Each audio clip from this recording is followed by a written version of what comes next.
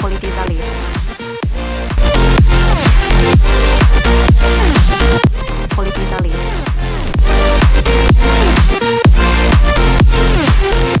Politizalis. Politizalis.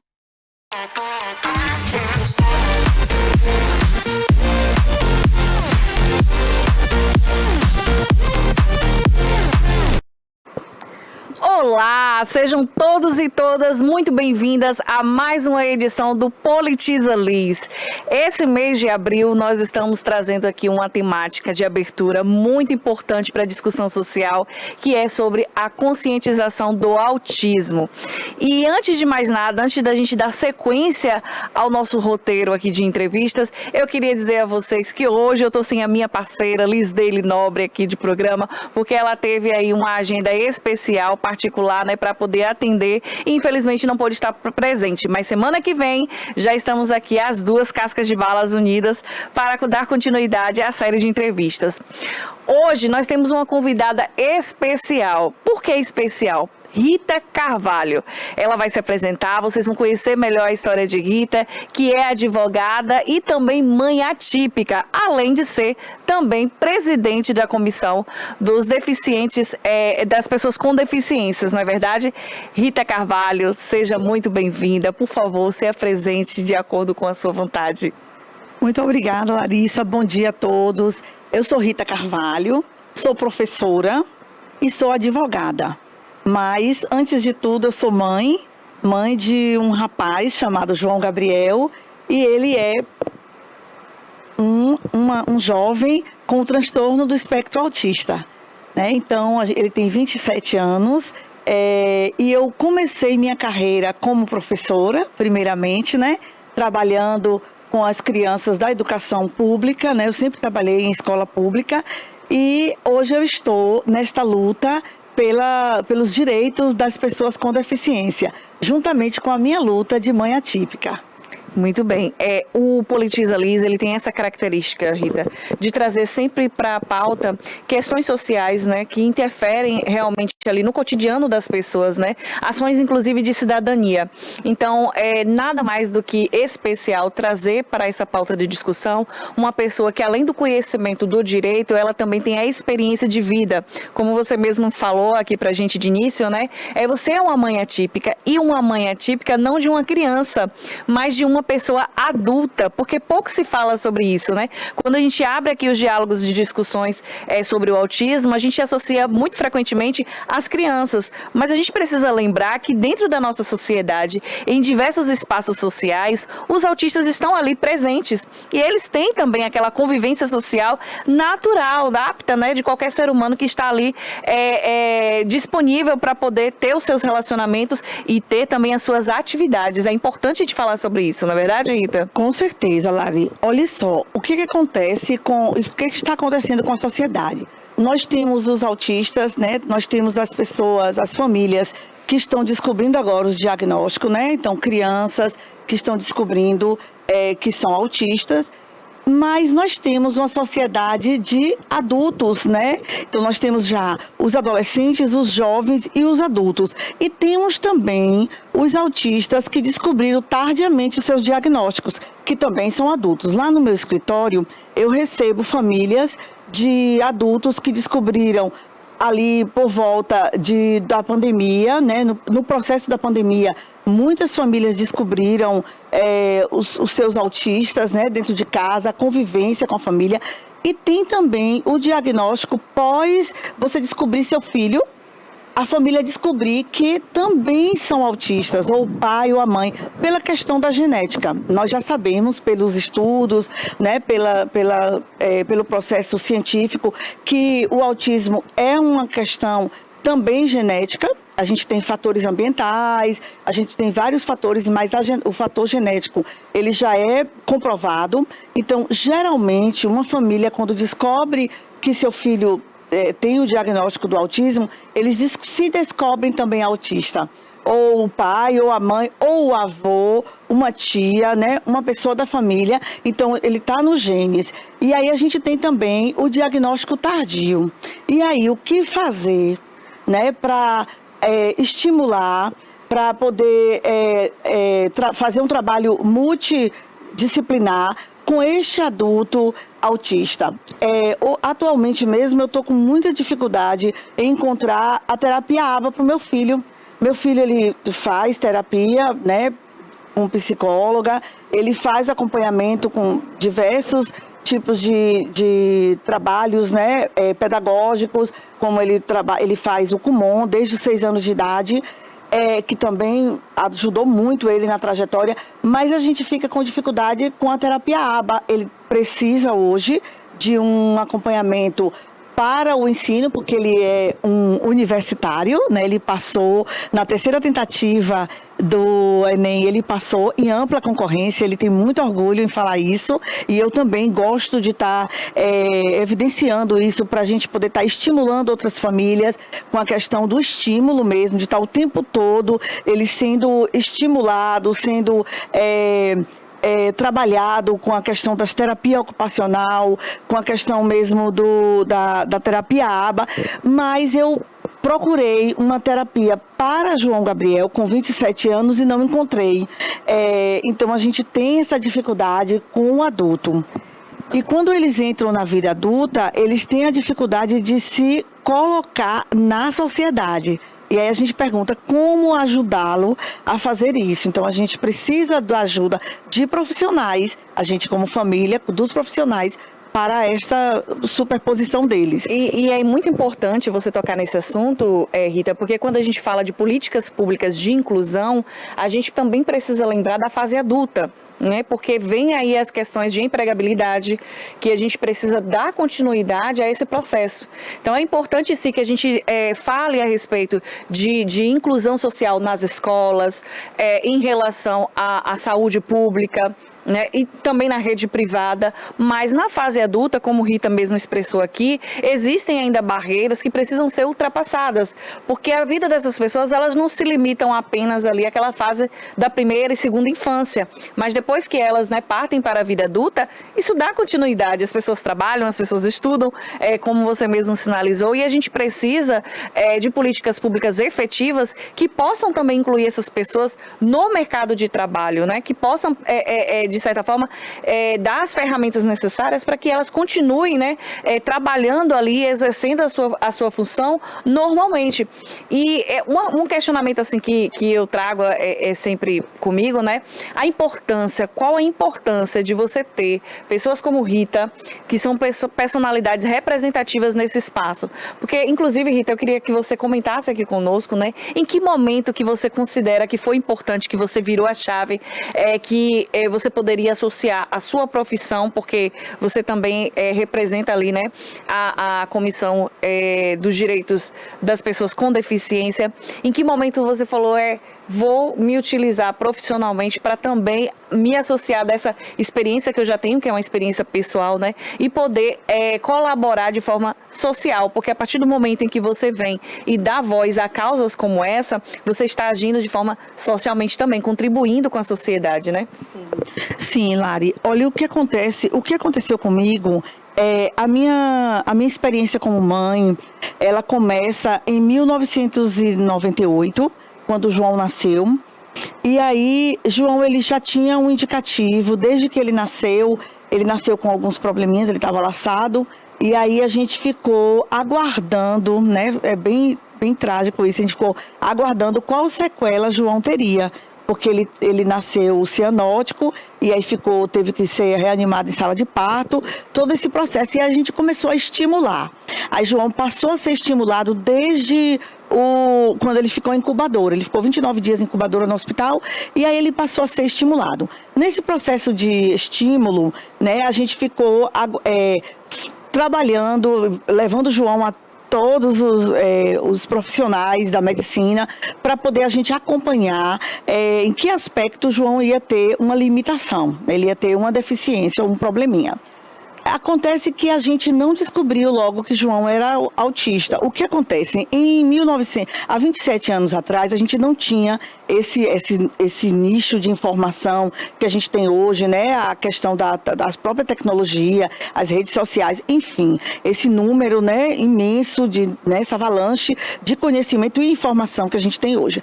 Então, a gente trabalhou primeiro na perspectiva de João ter um TDAH. João tinha um déficit de atenção muito grande e uma hiperatividade muito elevada. João era muito hiperativo. Mas acontece que João tinha duas características: a interação social e a dificuldade na comunicação. João tinha problema na fala, ele não demorou de falar, mas ele tinha problema de gagueira e ele trocava letras. Então, a gente entrou logo aí com a fonoaudióloga. Então, assim, os profissionais que agregam são muito importantes. O trabalho com a fonoaudióloga, o trabalho com a fisioterapia. João tinha problema no andar dele, né? Ele tinha uma perna dele, ele engatinhava com a perna e ficava com a outra ereta. Então, ele teve problema com a questão do andar. Quando ele corria também, ele mancava de uma perna. Então, a gente entrou com fisioterapia. Então, João, desde bebê, ele foi trabalhado com fisioterapia, com fonoaudióloga e outros tantos, né, de estimulação precoce dele. Mas a gente introduziu aí a neurologista, com 4 aninhos, ele passou a ter convulsões.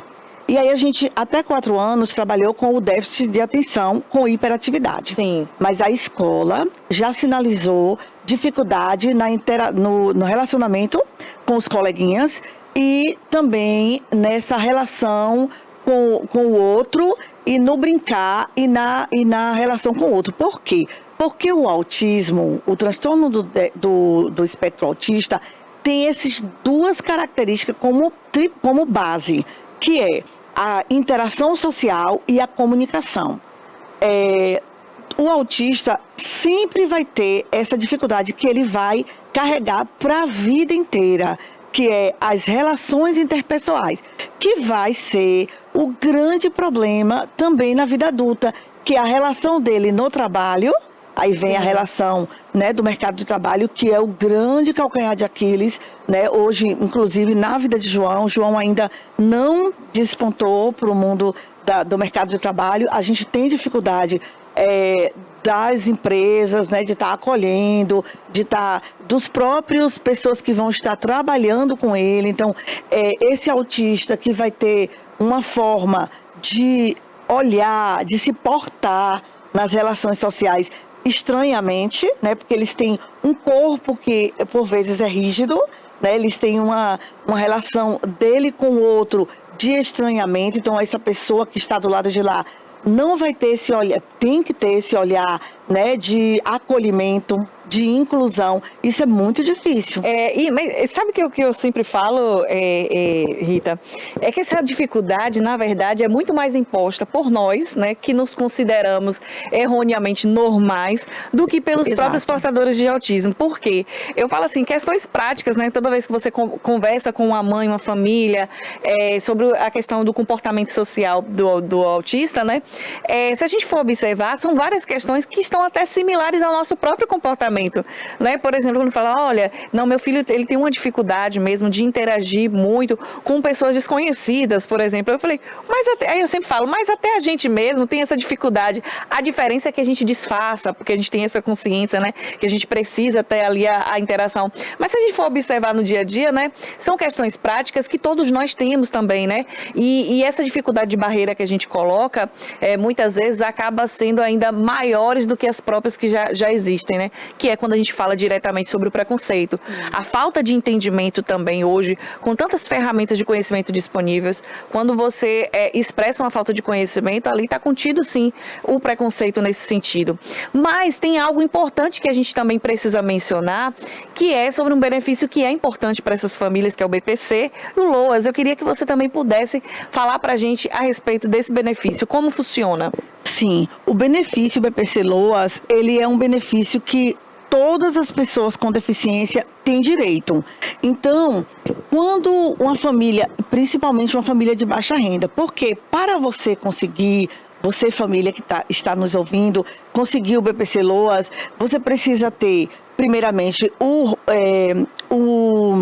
laudo médico do seu filho, atestando que ele tem uma deficiência, né? Que ele tem um transtorno do espectro autista, que ele tenha com comorbidades, porque é muito comum, né? As pessoas que têm o transtorno do espectro autista ter comorbidade com o TOD, que é o transtorno opositor desafiador, com o TDAH, com o déficit intelectual, que é a deficiência intelectual leve, moderada ou grave, e qualquer um dos níveis do autismo, como o nível 1 de suporte, o 2 e o 3, que é um pouco mais, que ele tem um pouco mais de comprometimento na vida social. Para conseguir o BPC-LOAS, você precisa estar registrado no CAD único, que é no CRAS de sua cidade. Então, o cadastro único que você faz lá no CRAS municipal é a porta de entrada para todo projeto social, todo programa social. Então, primeiramente a família vai ao CRAS e faz o cadastro único. Depois de estar portando o cadastro único, o relatório médico ou o laudo médico do seu filho, você pode estar entrando no sistema do INSS e fazer o pedido administrativo, né? Que é o quê? A inscrição no meu INSS, com aquela senhazinha do Gov, né? Todo mundo hoje tem a senha do Gov, você faz a inscrição, tem a senha do Gov. Você pode fazer esse primeiro pedido no INSS sozinho, né, com a família, pode fazer sozinha, ou com a ajuda já de um advogado. Né? É importante a ajuda do advogado, porque vão ter alguns pedidos de exigência que o INSS faz, que às vezes é importante o profissional estar ali para poder a família não se passar. Nesse pedido, Larissa, do INSS, o pré-requisito renda é diferente. Por quê? Porque nesse momento o requisito 1/4 de salário ele é para cada pessoa. O que é 1/4 do salário? A gente pega o que a família ganha, né, um exemplo, um salário mínimo dividido por 4, que vai dar em torno de 359, uma coisa assim, por cabeça. Então, cada família tem que ganhar o equivalente a 1/4 de salário por pessoa para poder ser deferido esse pedido no INSS, que é o pedido administrativo. Sendo aceito esse pedido pela família, essa família já vai passar a ganhar o benefício de um salário mínimo até 2 anos. Por quê? A cada 2 anos, o INSS pede para que faça o novo... Como se fosse renovação do cadastro. A cada 2 anos, esse cadastro no município, na prefeitura, no CRAS, ele vai renovando. Então, a cada 2 anos, você precisa ir no CRAS fazer a renovação do seu cadastro. Porque a cada 2 anos, se entende que mudou alguma coisa naquela família. O pai conseguiu um emprego, a mãe conseguiu um emprego, um irmão que está ali morando com a família conseguiu um emprego. Mas, quando você não consegue no administrativo, você pode procurar um advogado e pedir para ele entrar no judicial, que a gente chama, geralmente a família chama na federal, né? A gente buscar a Justiça Federal e conseguir. Por quê? Porque a renda na federal, ela vai mudar. Essa renda, ela aumenta. Então, a família vai passar a ter um requisito de até meio salário mínimo por cabeça. Muito bem. Entendeu? Então, aí o que você não conseguiu lá no administrativo, que é no meu INSS, você pode conseguir cá no judicial. Sim. Além de outros benefícios também que estão disponíveis, né, através do FGTS, né, que é disponibilizado. O que eu acho assim interessante da parte de Rita é que ela é advogada e ela consegue passar todas essas informações para você, telespectador, de uma forma simplificada e objetiva, que é isso que interessa, né? A gente levar informação e conhecimento de qualidade que possa agregar ali durante toda a sua vida, que você está ali envolvida naquele ambiente, né, de mães atípicas, de convivência atípica, é muito importante. Mas o Politiza Liz, né, que é um programa politizado, que politiza mulheres, homens, crianças também que nos assistem, ele tem um viés extraordinário, que é a gente falar dos destaques da semana. E aí eu queria poder contar agora com a ajuda do nosso produtor produtor Cássio, que pudesse já colocar as nossas imagens, porque essa semana nós tivemos destaques políticos importantes a ser comentado, como, por exemplo, o tarifaço, né, de Donald Trump em relação aqui também ao nosso país, que a gente respondeu isso de forma legislativa também, né? Teve um projeto que foi aprovado na Câmara e agora ainda segue, né, para uma avaliação, mas isso gerou também uma repercussão. Cássio, nós temos aí imagens para serem colocadas aqui, exatamente, olha, é como se fosse até mesmo uma sátira aí, né, de Donald Trump, as tarifas, numa linguagem para vocês acompanharem até melhor, né? A respeito disso, o presidente dos Estados Unidos, no dia 2 de abril, ele entrou para a história como o dia da libertação, né? Foi isso que foi expresso ali da notícia. Essa tarifação é como uma forma também de retaliação, né? E aquilo ali interfere porque, geralmente, a gente falando aqui, né? Quando você compra um produto importado, tem uma tarifação que a gente acaba pagando, né? E aquilo ali são transações comerciais de país para país. Então, quando o Donald Trump ele aumenta essas tarifas, né? Para a gente também fica complicado. E aí o Brasil não foi diferente, né? O Brasil se enquadra na tarifa mínima, abre uma janela de oportunidade para o país expandir sua presença no mercado americano, principalmente nos setores agrícolas e tecnológicos, né? É preciso estratégia e agilidade para a gente resolver essas questões.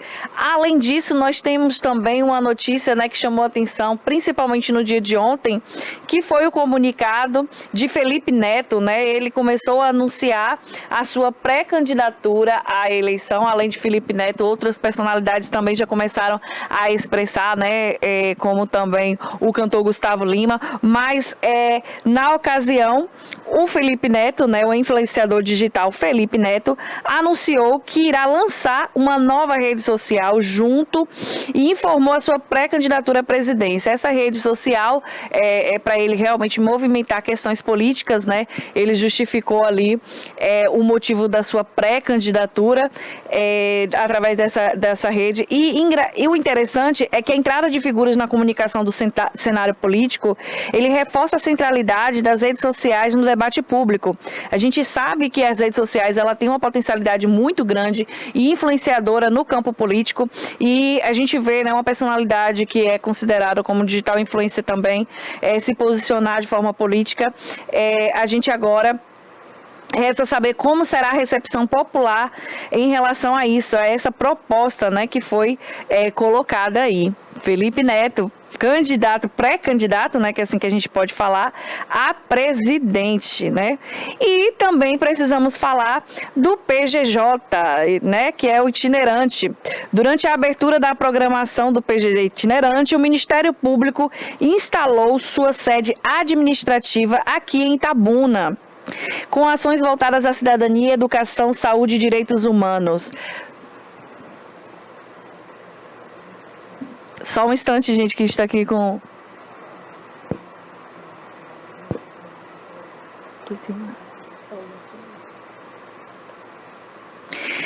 Então, esse destaque da semana aconteceu aqui em Itabuna. Itabuna recebe uma sede propriamente do Ministério Público com ações importantes, e uma dessas ações importantes é relacionada a ações voltadas para a violência contra a mulher.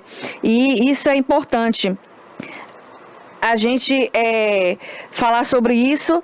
E em respeito também de Felipe Neto, né, a gente só retornando aqui para a gente fazer uma correção, foi uma sátira que ele fez, mas essa sátira, de fato, né, ali no contexto social que foi disponibilizado na rede social, despertou também ali uma discussão, sim, a respeito da pré-candidatura dele, porque não é a primeira vez que Felipe Neto vem a público, né, expressar também esse interesse pela área política. Mas voltando a falar ainda sobre a importância da atuação atuação do Ministério Público aqui. Itabuna ganhou esse espaço, né, de administrar ali. Põe de novo aí a imagem, Cássio, dessa reunião que aconteceu ontem, esse evento importante, exatamente onde estava a prefeita Glisdória, também o prefeito Augusto Castro também se fez presente nesse momento. O Itabuna recebe como sede essa secretaria, na verdade, do Ministério Público, e aí vai ter ações desenvolvidas na área social, em relação à educação e saúde, principalmente, né? E voltadas em ações de violência contra a mulher. Já tem aí o planejamento, nós já temos aí a previsão para ser instalada a Casa da Mulher, que tem como referência até uma de Salvador.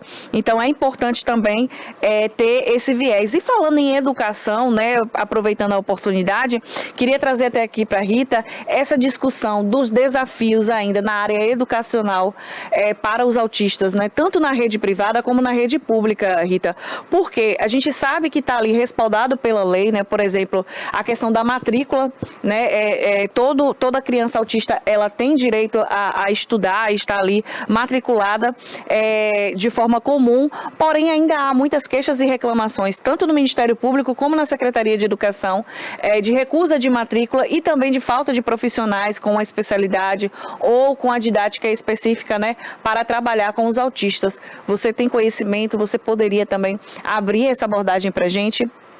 Sim, a educação, né, a escola ainda é o grande desafio, né? A gente preza pela inclusão, obviamente. Nenhuma criança com deficiência, ela não pode ser negada a sua matrícula, seja na particular, seja na pública. Entretanto, essa inclusão, ela tem que ser feita de forma efetiva. E a gente ainda tem alguns problemas, né, de cunho estrutural na educação, que perpassa pelo número de crianças na sala, pelo número de adolescentes, né? E aí, nas escolas, e a gente precisa já estimular a formação de pessoas capacitadas para monitorias. A gente precisa ainda, a gente está vendo que na escola pública sempre se requer, a mãe requer o monitor, e aí a demora para esse monitor chegar às escolas, para que as secretarias, tanto a municipal como a estadual, esteja disponibilizando esses monitores, e ainda quando disponibilizam, esses monitores não têm capacidade técnica para lidar com essas crianças. Então a gente está aí com uma precariedade, a gente precisa acordar para isso, né? O poder público precisa acordar, as secretarias de educação precisam estar atentos a isso e começar já, para ontem isso, né? A trabalhar a formação dessas pessoas para atender a estas crianças. A gente tem crianças que estão, porque a gente precisa entender que todos precisam estar na escola, né? A gente também precisa, Larissa, da criação de centros de referência, e devem ser municipais. A gente precisa, porque a gente não tem para poder estar trabalhando no contraponto com essas crianças. As crianças, elas precisam estar na escola, mas elas precisam também do trabalho multifuncional, né? Precisam de outros profissionais para ajudar essa criança para que ela possa ser melhor trabalhada na escola. Então, porque é um trabalho multidisciplinar mesmo. Exatamente. Então a gente fala não só dos agentes educacionais, mas todo aquele corpo que envolve ali, né? Exatamente. E aí a família, ela só tem o Ministério Público para buscar, né? Então ela vai ao Ministério Público, ela vai buscar esses direitos para poder pressionar, né? Pressionar a escola, pressionar o poder público que está ali à frente, a secretaria, né? Daquelas escolas, para que ela possa melhorar a qualidade dos alunos e também dos professores, sim, né, que estão na escola. Exatamente. Além dessa questão da estrutura escolar, a gente está quase chegando ao final do nosso programa, mas Rita não poderia deixar de mencionar, até porque ela pode falar com bastante propriedade, sobre também uma questão muito importante, que é a questão psicológica e emocional das mães atípicas. A gente sabe, Rita, que não é somente as mães, né, que acompanham ali, né, existe a família como um todo, muitas vezes é o avô, é a avó, é a tia, mas na maioria das situações é realmente a mãe, né, que abraça a causa, que vai ali para frente, que vai em busca do tratamento, que briga realmente com os órgãos responsáveis pelos direitos, para fazer valer os direitos ali. Mas e como é que, na sua experiência como mãe e também como profissional do direito, como é que se estrutura essa questão psicológica e emocional dessas mães, né? Essas mães também precisam ser acolhidas, essas mães também precisam ser atendidas de forma específica, não é verdade? Sim, é aquela pergunta, quem cuida de quem cuida? Né? Então, a família, ela fica sobrecarregada, porque são muitos problemas, né? É o problema com os diagnósticos, é o problema com as terapias, com o trabalho multiprofissional, é o problema com o plano, né? Com o poder público que não está ali atendendo, né, completamente todas as demandas dessa criança, e de fato essa família precisa de ajuda.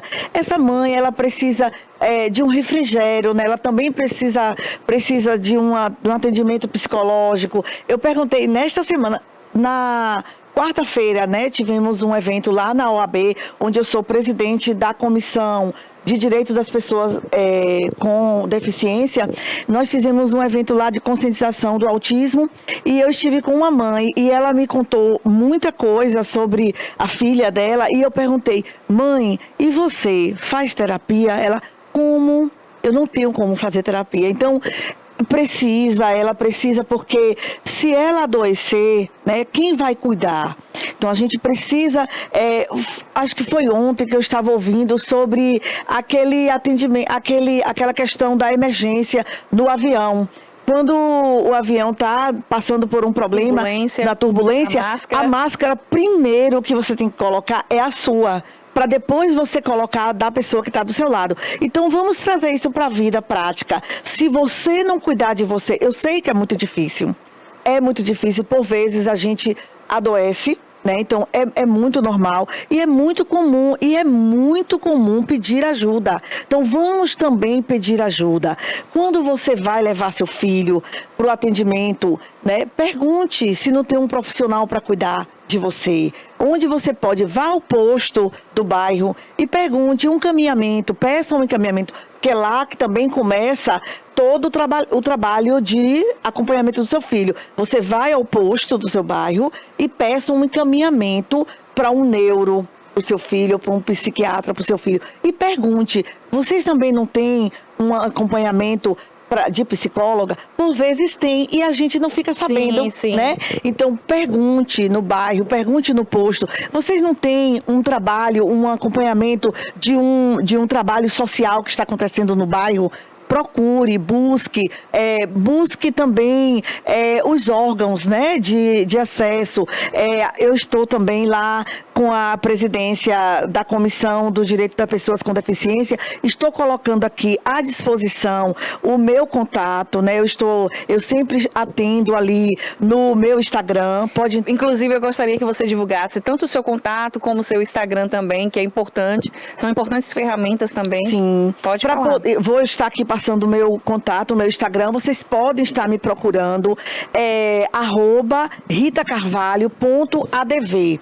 Lá no meu Instagram, embaixo na bio, vai estar o acesso para o meu WhatsApp. Então, se você não quiser conversar no direct do Instagram, você pode entrar em contato lá no meu WhatsApp e eu posso sim estar tentando ajudar através da comissão, né, na OAB, subseção Itabuna, e também enquanto advogada, enquanto mãe, professora, enquanto, né, ser humano, eu posso estar, sim, buscando ajuda para você, mãe. Você precisa também buscar essa ajuda. Muito bem, muito importante essa abordagem que você fez, porque a gente conseguiu falar sobre o autista, sobre o autismo, sobre as mães que acompanham essas pessoas autistas. A gente conseguiu falar sobre o autismo na fase adulta também, né? Um programa muito especial e enriquecedor para vocês. Eu, particularmente, queria agradecer agradecer a presença de Rita Carvalho, né? Eu assim, particularmente admiro demais a sua experiência, né? Eu acompanhei, sim, algumas entrevistas de Rita e aí fui também para o Instagram dela, né? Acompanhar todos os conteúdos, vão lá, sigam a página dela também e é importante a gente abrir espaços como esse para diálogos, né? Porque enriquece. Então, Rita, meu muito obrigado, em nome também de Liz Daily, que infelizmente hoje não pôde estar aqui. Casca, um grande beijo para você também. Você faz falta, você faz diferença, você é uma mulher incrível que também está sempre à frente dessas causas representativas. Então, eu queria agora prestar o meu agradecimento particular para você e dizer que as portas da TVI também estão abertas para você, sempre que precisar estar aqui conosco. E para você que está em casa, um grande beijo, uma manhã excelente de sexta-feira, um bom final de semana. Não deixe de nos acompanhar aqui na TVI News. Estejam todos conosco. Agora vamos retornar com a nossa belíssima, a Pérola, nossa Japinha, a Pérola da nossa casa. Muito obrigada. Tenham todos um bom dia, um bom final de semana. Tchau, tchau. Até mais. Politizalis.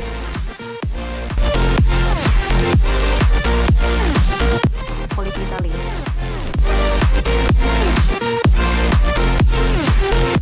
Politizalis.